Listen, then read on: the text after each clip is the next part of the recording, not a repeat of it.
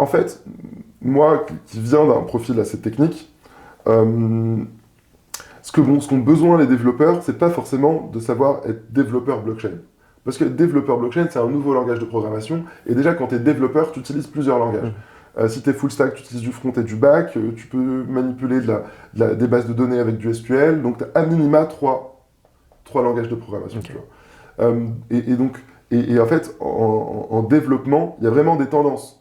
Il y avait Angular, puis après il y a React, puis après il y a Vue.js, et donc en fait, toujours des nouvelles technos qui viennent remplacer, où les devs se reforment sur ces technos.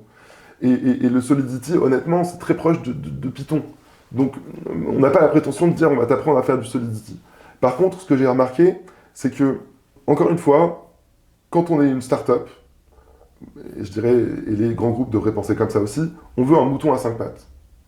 C'est-à-dire qu'on ne veut pas un développeur blockchain, on veut un mec qui est plutôt bon dev et Mhm. qui sait faire du développement blockchain. Donc en fait, notre cursus tech, c'est pas un cursus de développeur blockchain. C'est ce qu'on appelle un cursus de tech lead Web3.